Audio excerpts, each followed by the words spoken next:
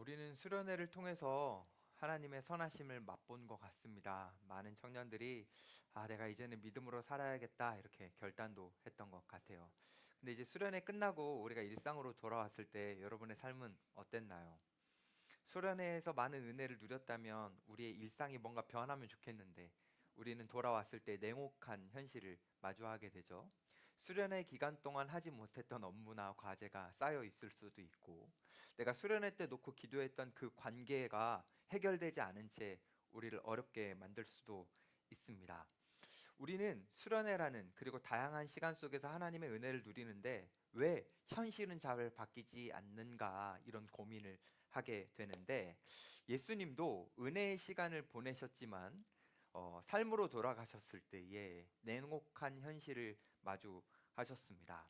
우리가 한번 잠깐 기억해 보면 예수님은 가버나움에서 수많은 기적을 베푸셨고 사람들을 모아놓고 그들에게 비유로서 하나님의 나라를 맛보게 해주셨습니다. 그리고 나서 그 은혜의 현장을 뒤로하고 예수님이 나사렛이라는 자기 고향으로 가셨을 때에 그곳에서 냉혹한 현실을 마주하게 됩니다. 여러분, 우리 같이 한번 읽어보죠. 54절 같이 읽어봅시다. 시작. 고향으로 돌아가사 그들의 회당에서 가르치시니 그들이 놀라 이르되 이 사람의 이 지혜와 이런 능력이 어디서 났느냐, 이렇게 나옵니다. 자, 우리 예수님의 상황을 한번 상상해 보면 좋으니까 2000년 전으로 우리가 한번 돌아가 봅시다. 2000년 전에 나사렛의 한 회당, 안식일이니까 아마 그 동네 사람들은 죄다 모였을 거예요. 빽빽하게 모여 있는 그 현장 속에 한 청년이 그 회당 안으로 들어갑니다. 근데 그 청년은 그 나사렛 사람들이 어렸을 때부터 봐왔던 예수님이라는 청년이었죠.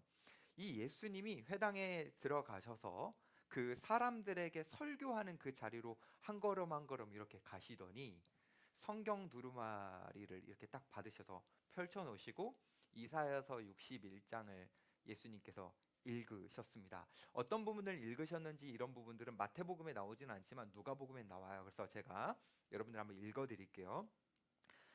이사야서 61장 내용이에요. 주께서 내게 기름을 부으셔서 가난한 사람에게 기쁜 소식을 전하게 하셨다. 주께서 나를 보내셔서 포로된 사람들에게 자유를, 눈먼 사람들에게 다시 보게 함을 선포하고 억눌린 사람들을 풀어주고 주의 은혜의 해를 선포하게 하셨다. 예수님은 사람들에게 이사야서 61장에 나오는 그 설교와 관련된 그 본문을 이제 읽어주신 다음에, 그런 다음에 그 당시 전통에 따라서 이제 그 본문을 해석하는 자기만의 설명을 이렇게 이어가시는데, 그때 예수님께서 그 회당 안에 있는 사람들이 다 놀랄 만큼 충격적인 발언을 하셨습니다. 그게 뭐냐면 이 성경 말씀은 오늘 너희들 가운데 이루어졌다라고 예수님이 말씀하신 거예요. 이 이야기를 듣고 있는 회당 안에 있는 사람들은 일단 다 얼어붙었을 겁니다. 왜냐하면 상상하지 못할 발언을 저 청년 예수가 했기 때문이죠. 예수님의 발언이 어떤 의미냐면 지금 이 이사야사가 말하고 있는, 기다리고 있는 이 메시아가 바로 나다라는 예수님의 선언이었습니다. 그러니까 사람들이 오늘 성경 표현에 보면 놀랐다라고 나오는데, 여기에서 이 놀람은 뭔가 멋지다라는 그런 감정이 아닙니다. 마치 망치로 머리를 한 대 어져 맞은 것처럼 충격적이다라는 표현이 놀랍다라는 겁니다. 근데 여러분 잘 생각해 보면 지금 이 안식일의 회당 안에 모여 있는 이 사람들이 예수님의 말씀을 듣고 충격을 받았잖아요. 이 충격은 하나님이 이 나사렛 사람들에게 주신 좋은 기회입니다. 왜냐하면 우리 인간들은 말씀이라는 망치로 머리를 딱 맞아서 충격을 받아야만, 다시 말해서 마음이 우리 안에 이렇게 존재하고 있는데 이게 하나님의 말씀에 의해서 충격을 받아 깨져야만, 부서져야만 그 안으로 예수님이 들어오시기 때문입니다. 그래서 충격이라는 것은 어쩌면 하나님이 우리를 초대하시는 방법이고 하나님이 우리에게 은혜를 베푸시기 위해 주시는 기회인 거죠. 여러분 혹시 말씀을 평상시에 이렇게 듣거나 지금까지 이렇게 신앙생활 해오시면서 말씀을 듣고 충격받아 보신 적 있습니까? 여러분들의 가치와 너무 다른 가치가 말씀 속에서 선포되어질 때에 난 도저히 이것까지는 안 될 것 같은데 그것까지 하나님이 말씀으로 하라고 하실 때에 받아들이기가 쉽지가 않아서 당황하고 그 당황을 넘어설 때 우리는 충격을 받기도 하죠. 여러분, 그렇게 충격스러운 순간에 우리는 우리의 마음을 지키려고 하면 안 됩니다. 우리가 갖고 있는 마음과 가치가 깨져야 하나님이 그때부터 우리 안에서 들어오셔서 일하시기 때문에 우리는 마음을 지키는 게 아니라 마음을 내어드리고 완전히 마음을 무너뜨리고 주님이 말씀을 통해 내 안에 들어오시도록 해야 되는 겁니다. 자, 그런데 이 나사렛 사람들은 안 그랬다라는 거예요. 충격이 딱 왔을 때 마음을 깨뜨려야 되는데 마음을 깨뜨리지 않고 방어 기제를 발동해 가지고 자신들을 보호하려고 했습니다. 어떻게 보호했냐면 저 예수라는 저 청년 지금 충격적인 메시지를 하고 있는데 저 청년 내가 아는데 내가 저 사람을 안다라는 그 인식을 통해서 예수님이 지금 어떤 분이신지를 막 보여주고 있는데 그걸 받아들이려고 하지 않고 예수님을 자신의 인식과 자신의 생각 속에 가둬두려고 했던 거죠. 그래서 이들이 어떤 표현을 쓰는지 한번 볼까요? 55절 56절 같이 한번 봅시다. 이들이 이렇게 말하는 거예요. 이는 그 목수의 아들이 아니냐. 그 어머니는 마리아, 그 형제들은 야고보, 요셉, 시몬, 유다라 하지 않느냐. 56절도 보세요. 그 누이들은 다 우리와 함께 있지 아니하냐. 그런즉 이 사람의 이 모든 것이 어디서 났느냐. 지금 받아들이지 않고 이 사람 원래 아는 사람인데 이제 이렇게 거부하고 있는 겁니다. 근데 그 거부하는 첫 표현이 목수의 아들이 아니냐, 너 목수 아니냐 이렇게 말하는 거예요. 여러분, 우리가 흔히 목수라고 생각할 때 우리의 이미지 속에서는 뭔가 예술적인 가구를 만드는 막 멋진 공방 같은 데서 막 상상의 나래를 펼치면서 멋지게 만드는 그런 사람들을 목수라고 생각하지만 지금 이 당시 유대 배경 안에서 이 사람들이 너 목수 아니냐라고 했을 때 그 목수는 최하층민, 일용직 노동자들, 언제나 먼지 날리고 돌가루 날리는 그곳에서 힘들게 하루하루 노동하면서 살아가야겠던 그 최하층민을 의미하는 거예요. 그러니까 너 목수 아니냐라고 예수님에게 이 사람들이 말했던 것은 비아냥거리는 겁니다. 예를 들면 이런 거예요. 너 예전에 우리 집 대문 고쳐줬던 너 그 사람 아니야? 근데 네가 뭐 메시아라고? 너가 우리를 구원할 수 있다고? 지금 아직도 나는 너가 고친 그 의자 위에 앉아서 밥을 먹고 있는데 너가 우리를 가르치려 들어? 지금 나사렛 사람들은 예수님을 향해서 비아냥거리고 비하하고 있고 조롱하는 겁니다. 자, 그런데 이 나사렛 사람들의 조롱은 목수라는 표현 하나로 끝나지가 않아요. 그 뒤에 보면 어머니는 마리아 이렇게 나오죠. 그죠? 이거는 마리아의 아들이잖아. 너가 이렇게 표현하는 거예요. 근데 이게 뭐 문제가 될 건 없죠, 우리한테. 너 누구의 아들이잖아. 제 엄마가 이름이 고한순이거든요. 고한순 아들이잖아. 저 어렸을 때 많이 들었어요. 고한순 아들이다. 들을 수 있죠, 그렇죠? 그게 팩트잖아요. 근데 유대 사회에서는 이렇게 말 안 해요. 이거 엄청난 비하입니다. 왜냐면요, 아버지가 있는데 그 당시에는 남자들 중심 사회잖아요.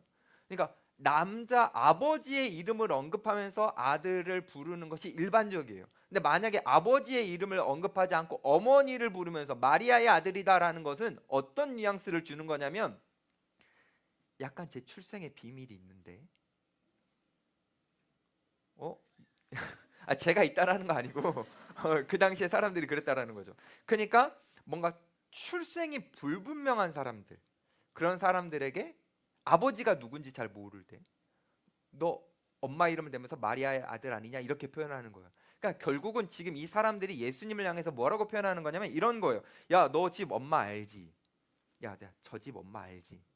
야, 기억나냐? 그 옛날에 결혼도 하기 전에 배불렀었던 거. 야, 저 예수가 아버지가 사실 누군지도 몰라. 야, 저런 사생아 같은 사람이 무슨 우리를 지금 회당에서 가르치려 들어. 물론 많이 쳐줘서 가르칠 수 있다고는 쳐보자. 근데 저 사람이 무슨 어떻게 메시아야? 말이 안 되는 거지.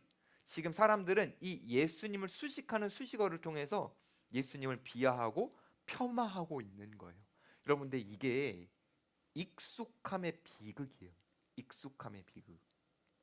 나사렛 사람들은 어렸을 때부터 살아오면서 예수님을 알잖아요. 봤잖아요. 익숙하거든요. 그러니까 그 익숙함을 가지고 상대방을 존중하는 게 아니라 상대방을 재단하고 낙인 찍어버리는 거예요. 이게 바로 익숙함의 아주 비극적인 건데, 우리도 살아가면서 때로는 우리가 누군가를 안다라고 생각할 때, 아, 저 사람은 저렇지라고 생각할 때 우리가 그렇게 판단 내리는 순간 하나님이 그 사람을 통해서 나에게 하실 위대한 일들을 내가 거부하게 됩니다. 하나님은 정말 무궁무진하셔서 어떤 사람들을 통해서 우리에게 막 은혜를 베푸실 수 있고 우리를 바꾸실 수도 있는데, 내가 저 사람의 과거를 안다라는 저 사람은 그 과거를 과목으로 만들어서 저 사람을 딱 거기다 집어넣으면 하나님이 그 사람을 통해서 우리에게 하실 수 있는 일이 무궁무진한데 우리는 그것을 거부해 버리는 거죠. 이게 익숙함의 비극인데, 이게요 요즘 우리 시대의 공동체 안에서도 많이 일어납니다. 우리는 어떤 사람의 과거와 어떤 실수 하나만으로 그 사람을 쉽게 낙인 찍거든요. 여러분 혹시 우리 공동체 안에서 이런 얘기 들어봤어요? 저 형제는 원래 저래, 저 자매는 안 바뀌어, 이런 얘기 들어보셨습니까? 우리는 그 어떤 한 사건과 실수와 잘못을 가지고 그 사람을 과거로 그냥 낙인 찍어 버리는 거죠. 제가 이 설교를 준비하면서 회개한 내용이 있어요. 제가 예전에 교회에서 사무실에 있는데 전화 와가지고 차 좀 빼달라는 거예요. 여기 주차. 그래가지고 갔더니 무슨 어떤 사람들 대치하고 있었어요. 그래서 무슨 일인가 해서 이제 가봤는데 교회 안 다니는 어떤 분이 이제 좀 도와달래. 어떤 차가 막 막고 있대. 그래가지고 아, 이 차가 왜 이렇게 이상하게 주차를 했나? 막고 막 누군가 해서 전화를 딱 해봤는데 우리 교인이야. 그래가지고 야, 이거 좀 섬뜩하잖아요. 그래서 이제 조심스럽게 와서 이거 좀 해주셔야겠습니다. 근데 오자마자 막 욕을 하는 거예요. 그분은 내가 목사인 거 몰랐나 봐. 내가 여기 온 지 얼마 안 됐을 때야. 제가 이미지가 확 그냥 이분은 이상한 분 이렇게 딱 찍어버린 거예요. 그분이 찬양대에서 맨날 찬양하거든요. 맨날 그거 볼 때마다 저분은 이상한 분인데 이렇게 하면서 제 스스로의 낙인을 딱 찍어버린 거예요. 그 감옥 속에 그분을 가둬버린 거죠. 저도 모르게. 근데 우리가 이런 일이 얼마나 많은지 아십니까? 우리 청년들 중에 과거 누구 만났고 누구 만났으면 딱 그걸로 감옥을 가둬버리잖아요. 하나님이 그 사람을 통해 지금 놀라운 일을 하실 수 있는데 이미 상대를 결론이 난 존재로 여겨버리는 거죠. 아니요, 결론 나지 않았어요. 여기 있는 어느 누구도. 우리는 하나님의 은혜에 의해서 지금 빚어져 가고 있는 과정인데 자꾸 우리는 인식 속에서 사람을 결론 내버리는 거예요. 이상한 사람, 나쁜 사람, 내가 어울릴 수 없는 사람, 상종하지 말아야 될 사람. 그게 바로 익숙함의 비극입니다. 지금 나사렛 사람들이 그랬던 거죠. 예수님이 너무 익숙했거든요. 같이 자라왔거든요. 그러니까 예수님을 낙인 찍어버리는 거예요. 물론 맞아요. 예수님은 몫으로 30년간 살았습니다. 몫으로 30년간 산다라는 건 막노동을 그 오랫동안 해온 거예요. 그럼 예수님의 손이 어떻겠어요? 거칠거칠하고 깔끔하지 않았겠죠?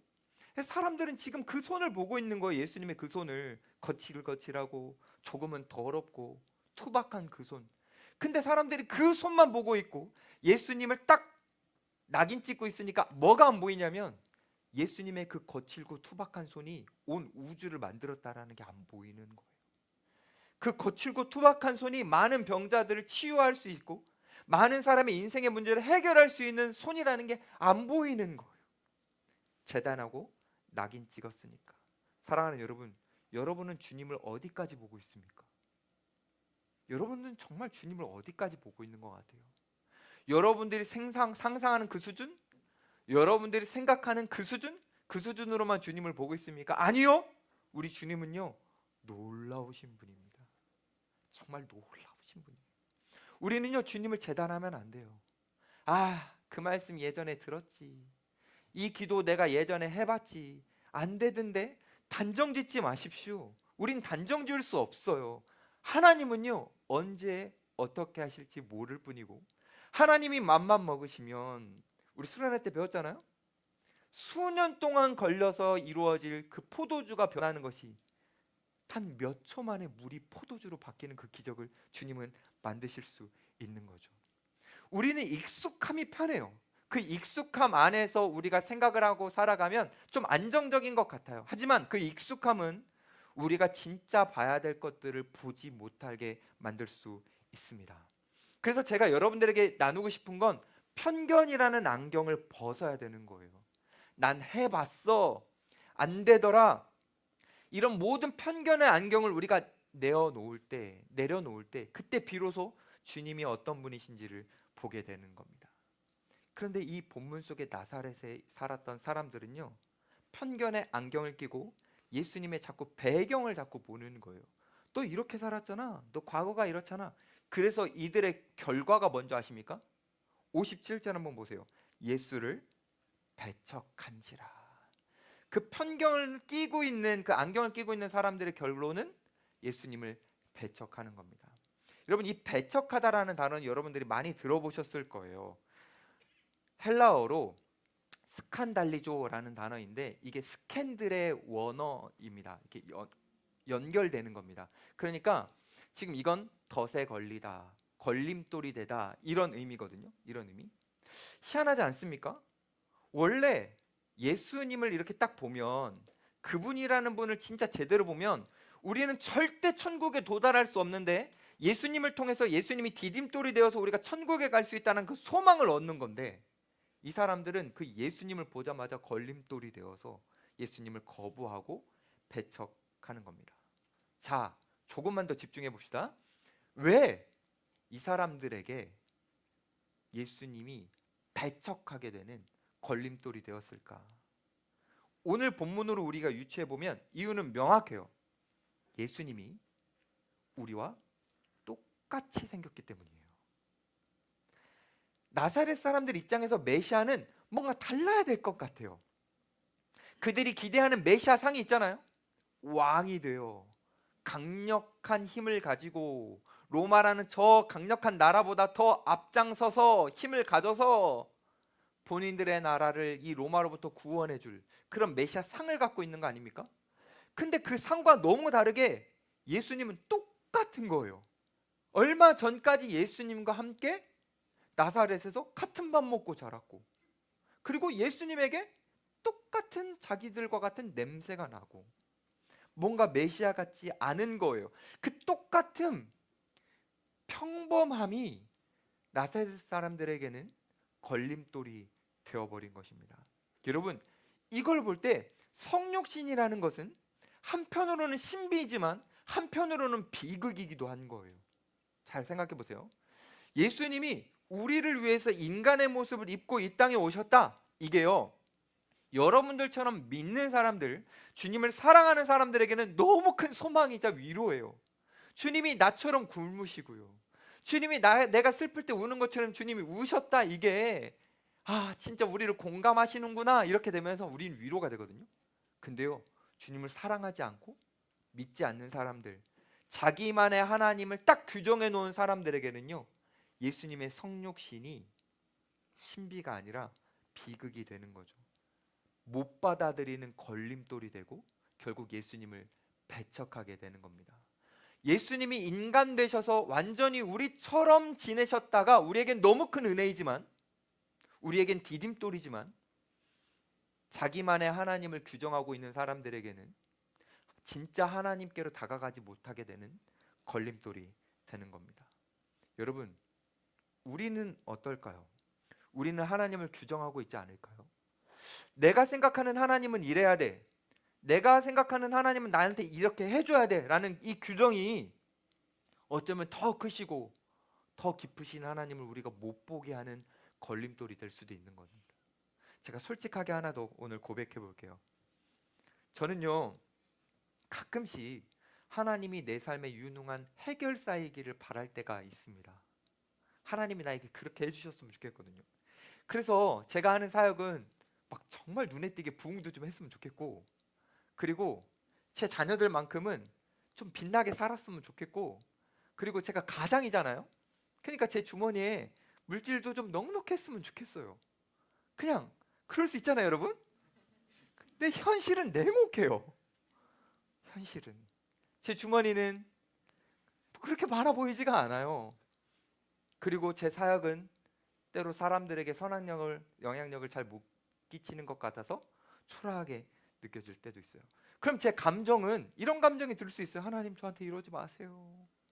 하나님, 저는 이걸 원하지 않아요. 내가 원하는 건 이런 삶이 아니에요 라고 하나님 앞에 말할 때가 저도 있는 것 같아요.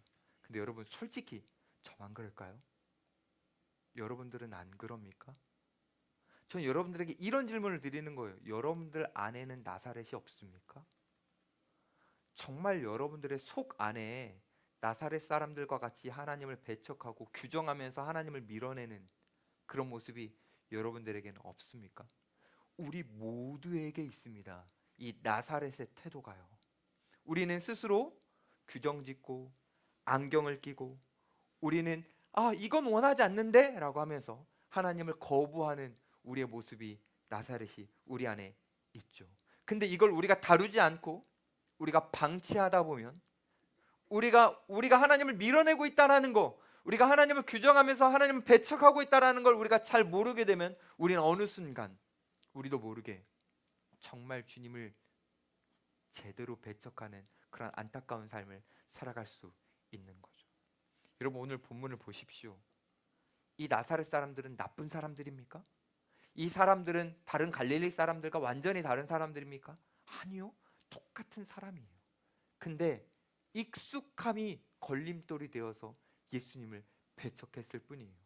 충격적인 건요, 이들이 예수님을 배척할 때 그냥 예수님이 저기 있으면 멀리서 수근수근 거리는 정도의 배척이 아니었어요. 누가복음을 보면 이들이요, 예수님을요 붙잡고요, 이렇게 멱살 잡고요 끌고 갑니다. 어디로 끌고 갔을까요? 낭떠러지로 끌고 갑니다. 그리고 그 예수님을 낭떠러지에서 떨어뜨리려고 거세게 밀어붙입니다. 감히 아무것도 아닌 네가 우리에게 선생이 되려 해? 감히 너가 우리를 가르치려 해? 너가 감히 하나님인 척을 해? 신성모독이다 라고 하면서 예수님을 낭떠러지에서 떨어뜨리려고 하죠. 밀어버리려고 하죠. 저는 이 본문을 보면서 나사렛 사람들 진짜 나쁘다? 전혀 이 생각이 안 들었어요. 왜냐하면 제 모습이니까요. 그리고 우리의 모습이니까요. 우리도 주님을 낭떠러지에서 밀어 떨어뜨리고 싶은 순간이 너무나 많으니까요. 우리는 살아가면서 주님 앞에 이런 식으로 합니다.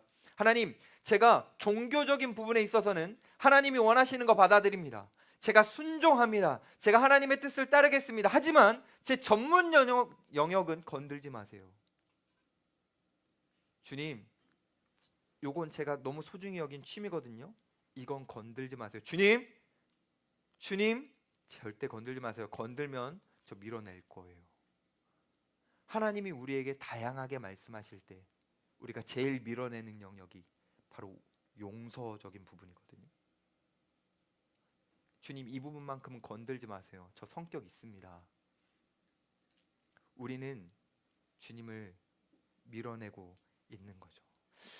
주님께서 우리에게 원하시는 것은 삶의 주인입니다. 그 삶의 주인이라고 할 때 일부의 영역만이 아니라 우리의 삶 전체의 주인이 되기를 바라시는 거예요. 근데 우리는 계속해서 그래요 주님, 이렇게 교회 나올 때, 내가 예배 드릴 때, 그리고 내가 주님을 필요로 할 때는 나의 주인이 되어 주십시오. 하지만 제가 경제적인 거 조금 추구할 때에, 제가 미래를 생각하면서 뭔가를 조금 더 모아놔야 할 때에, 제가 이 사람과는 마주치고 싶지 않아서 피하고 싶을 때, 그때는 나의 주인이 되지 마십시오.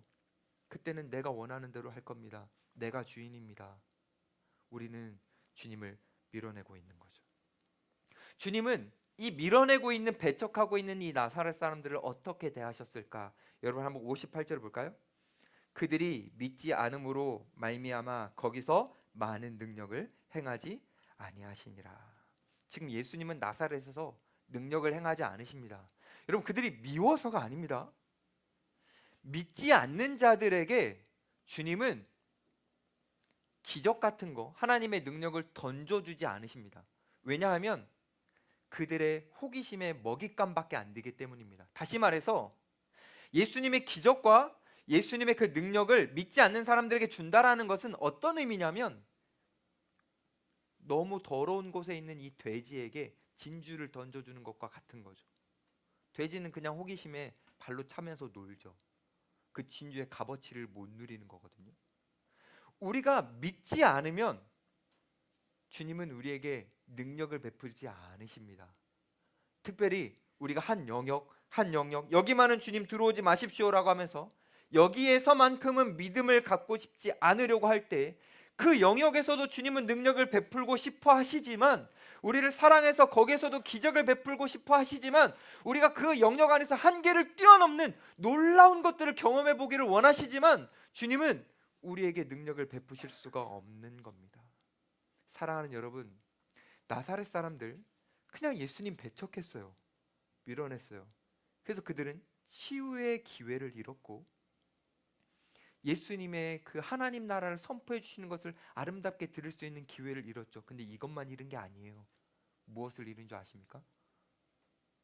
예수 그리스도가 진짜 그들의 구원자라는 것을 받아들일 수 있는, 인생 전체가 변화될 수 있는 그 기회를 잃은 겁니다. 단순히 기적 하나 못 경험했다, 그게 아니라 예수님에 의해 인생이 완전히 새롭게 압도당해 변할 수 있는 그 놀라운 영광을 그들이 잃어버린 거죠. 사랑하는 여러분, 제가 수련회를 통해서 하나님의 선하심을 강조했던 건 그냥 그거 맛보면서 우리 행복하게 살자가 아니라 우리의 삶의 모든 영역 속에 하나님의 선하심이 느껴질 수 있도록 우리 한번 부르짖어보고 순종해보자 라고 했던 거거든요. 여러분, 삶의 어떤 영역도 주님을 밀어내지 마십시오. 그 영역이 여러분이 정말 이것만큼은 잃으면 내가 행복을 잃을 것 같이 너무너무 소중한 영역 같아도 주님은 그 영역에서도 여러분의 주인이 되고 싶어 하십니다.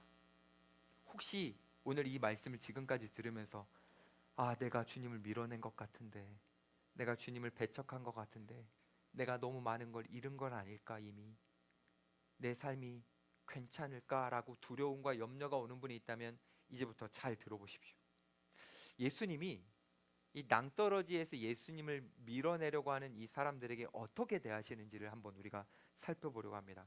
여러분 57절 하반절 한번 보세요. 자, 예수님이 그들을 향해 이렇게 말씀하셨어요. 예수께서 그들에게 말씀하시되 선지자가 자기 고향과 자기 집 외에서는 존경을 받지 않음이 없느니라 하시고, 이걸 잘 묵상해 보세요. 지금 예수님이 고향 딱 왔는데 다른 지역에서는 막 예수님 막 이러다가 고향 왔더니 사람들이 막 냉랭하게 하고 배척하죠. 서운해가지고 원래 선지자는 고향에서는 대우 못 받아 이러면서 막 제자들에게 위안 주시는 그런 게 아니에요. 잘 보세요. 잘 보시면 분노하지 않으십니다. 그리고 이 상황을 담담하게 받으십니다. 그래, 그럴 수 있어 라고 예수님이 말씀하시는 거예요. 무슨 말이냐면 지금 나사렛 사람들이 예수님을 배척하고 심지어는 죽이려 했잖아요. 그렇죠? 근데 이거를요, 진짜 놀랍게도 예수님은요 덤덤하게 받아들이시면서 그들을 긍휼의 눈으로 보십니다. 너희에게는 죄성이 있어. 너희는 본성 자체가 죄로 기울어졌어.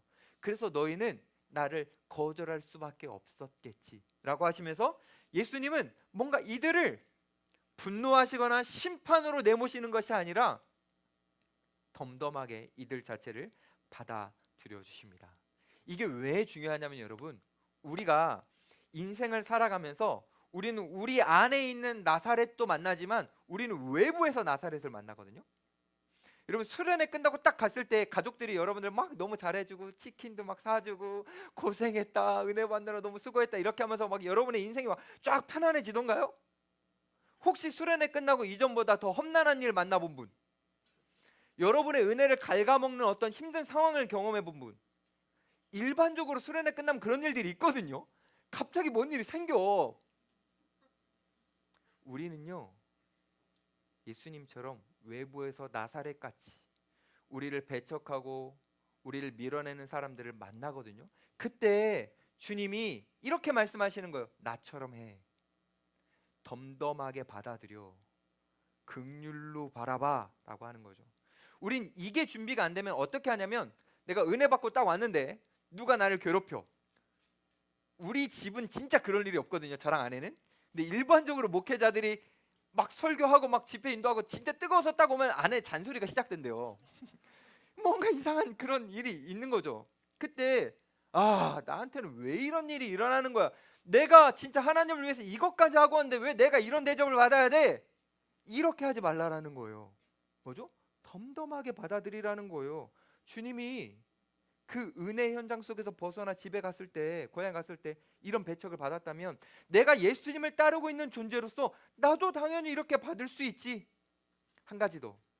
누군가 나를 배척하고 누군가 나를 힘들게 한다면 그들과 똑같이 싸워주거나 그들에게 상처받거나 이게 아니라 예수님의 마음처럼 똑같이 따라하라는 거예요. 덤덤하게 받아들이면서 그 사람이 나쁜 사람이라서 나에게 이렇게 하는 게 아니라 누구나 다 연약하지.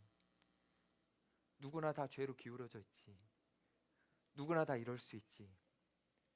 평가하고 그 사람을 잘못된 사람으로 낙인 찍는 게 아니라 예수님처럼 긍휼로 바라보라라는 거예요. 그게 지금 오늘 본문이 우리에게 도전하는 겁니다. 수련회를 끝난 여러분들에게. 근데 한 가지 더 너무너무 은혜스러운 본문의 뒷배경이 하나 있어요. 이걸 여러분들과 꼭 나누고 싶어요. 여러분, 우린 지금 시간 순으로 이 상황들을 지금까지 살펴봤습니다. 근데 우린 그럴 수밖에 없는 게 우린 인간이잖아요. 우리는요 어떤 존재냐면 시간이라는 한계 안에 있어요. 그래서 우린 당연히 시간 순으로 갈 수밖에 없어요. 여러분, 미래가 어떻게 될지 아십니까? 지금 이 전쟁이 언제 끝날지 아십니까? 모르죠. 우리는 미래를 몰라요. 근데 여러분 생각해보면 주님은 아세요. 주님은 미래를 아십니다. 왜냐면 주님은 시간의 한계 속에 있는 분이 아니기 때문이에요. 그러면 이 관점을 가지고 오늘 본문으로 다시 돌아가 봅니다. 자, 예수님은 지금 처음으로 다시 돌아가 볼게요. 예수님은 사람들과 함께 하나님의 나라를 비유를 가르쳐 주시고 너무 행복하시고 좋으셨어요. 그리고 이제 나사렛으로 가세요. 나사렛으로 가실 때 예수님은 사람들이 배척할 것을 아셨을까요? 모르셨을까요? 예? 아셨죠. 낭떠러지로 데려가서 예수님을 죽이려 할 것을 아셨을까요? 모르셨을까요? 아셨죠. 근데 그걸 다 아시는데 예수님이 고향으로 가셔서 안식일 제일 먼저 어디로 가셨죠? 어디로 가셨습니까? 오늘 아까 살펴봤잖아요. 상상해봤잖아요. 어디로 가셨죠? 회당으로 가셨잖아요. 그리고 그곳에서 뭘 했죠? 예수님이? 말씀을 읽었죠. 제가요 예수님이라면 안 그래요. 나를 배척할 사람들, 나를 죽음으로 내몰 사람들에게 내가 왜 가서 회당 가서 그들을 위해서 말씀을 읽어야 됩니까? 내가 왜 굳이 거기 가가지고 사람들에게 설교도 해줘야 됩니까? 어차피 나를 배척할 사람들인데. 예수님 그거 모르지 않는데.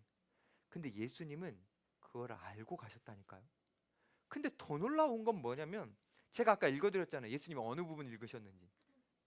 예수님이 61장 이사야서를 읽는데 제가 다시 한번 읽어드릴 테니까 이 내용을 한번 이해해 보세요. 어떤 내용인지. 예수님 지금 자기 배척할 거 다 아세요. 근데 이렇게 읽으셨어요. 가난한 사람들에게 기쁜 소식을 전한다.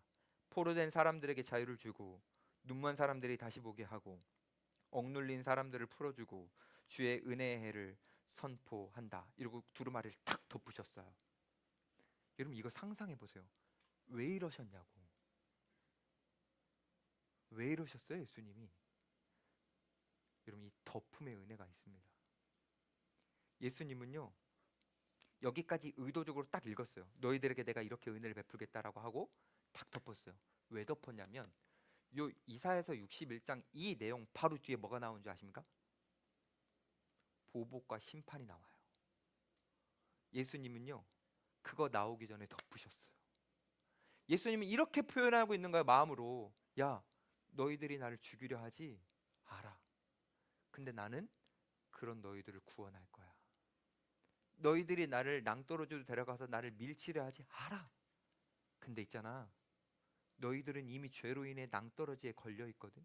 너희들 곧 떨어지거든. 내가 너희들 붙잡을 거야. 예수님은 이사야서를 읽다 멈추심을 통해서 그 두루마리를 덮으심을 통해서 예수님의 마음을 표현해 주시는 거예요. 여러분 우리가 믿는 예수님 바로 이런 분이라는 거죠. 우리가 밀어내고 냉대하고 우리가 때로는 예수님을 배척할 때 있지만 주님은 거기에서 감정적으로 우리에게 심판을 선언하신다든지 우리에게 분노를 표출하시는 분이 아니라 그 상황을 덤덤하게 받아들이시고 긍휼의 눈을 바라보시면서 우리를 붙잡아 주시는 분. 너가 나를 붙잡지 않고 밀어내도 내가 너를 붙잡을 거야 라고 말씀하시는 분이 바로 우리 주님입니다. 주님이 우리를 붙잡고 싶으셔서 이 땅에 오신 거 아닙니까? 한번 생각해 보세요. 원래 하나님이 어떻게 하셨습니까? 구약 한번 보세요. 이스라엘 백성들을 구원하실 때 멀리서 모세를 통해서 아니면 음성을 통해서 말씀하시잖아요. 너희들 이렇게 해라 저렇게 해라. 그 음성을 통해서 하나님이 붙잡아 주시잖아요. 근데 잘 안 되니까, 진짜 이들을 붙잡고 싶은데, 살리고 싶은데, 구원하고 싶은데 잘 안 되니까 제대로 붙잡으려고 예수님이 인간의 모습으로 오시잖아요. 그리고 우리 곁에 오시잖아요. 그리고 그 손으로 우리를 붙잡아 주시는 거잖아요. 그 손은 우리랑 똑같은 인간이 되셔야 했기 때문에, 그리고 가장 낮은 사람까지도 구원하시려고 했기 때문에 30년간 몫으로 살아가시면서 퉁퉁 붓고 거칠거칠해진 그 손이지만, 그 손으로 우리 한 사람 한 사람을 붙잡아 주시는 거죠. 그 목수의 손이라는 것 그 자체가 나사렛 사람들이 볼 때는 예수님을 거절해야 되는 이유였지만, 우리에게는 그 예수님의 퉁퉁한 그 거친 손이 위로와 소망이 되는, 우리가 영원히 붙잡아야 될 그 손이 되는 거죠. 한 번만 더 하고 마무리할게요. 여러분, 예수님은 그 목수의 손을 가지고 회당으로 들어가셔서 우리를 위해 이사야서 61장을 펼치셨고요. 그래서 그 은혜의 복음을 선포하셨고, 그리고 심판 바로 앞에서 그 목수의 손을 가지고 두루마리를 탁 접으셔서 내가 너희들을 심판하지 않겠다라는 것을 보여주십니다. 사랑하는 여러분, 말씀을 정리할게요. 우리는 우리 안에 나사렛이 얼마나 있는지 모릅니다. 우리가 주님을 얼마나 밀어내고 있는지, 우리가 주님을 얼마나 배척하고 있는지 모릅니다. 부탁하는 건, 여러분, 주님을 밀어내지 마십시오. 여러분들이 소중히 여기는 그 자리에서도, 소중히 여기는 그 영역에서 주님을 밀어내지 마시고, 여러분들에게 손 내미시는 그 거칠거칠한 목수의 손을 여러분들이 붙잡으시면 좋겠습니다. 그래야 여러분의 인생은 한계를 뛰어넘게 됩니다. 수련회에서 나눴는데요, 그냥 이렇게 믿음 생활에서는요, 하나님의 기적을 여러분 누리기가 없었습니다. 진짜 내 인생을 한번 주님 앞에 맡겨보고, 내가 요 영역만큼은 내가 정말 건들고 싶지 않은데 제일 소중한 것을 주님 앞에 내어드려보고, 주님을 나의 전 삶의 주인으로 우리가 모시고 그 목수이신 손을 우리가 붙잡을 때에, 그때 우리가 이따 찬양할 건데요, 그때 그 사랑의 손에 의해 우리가 얼마나 부유한 존재인지,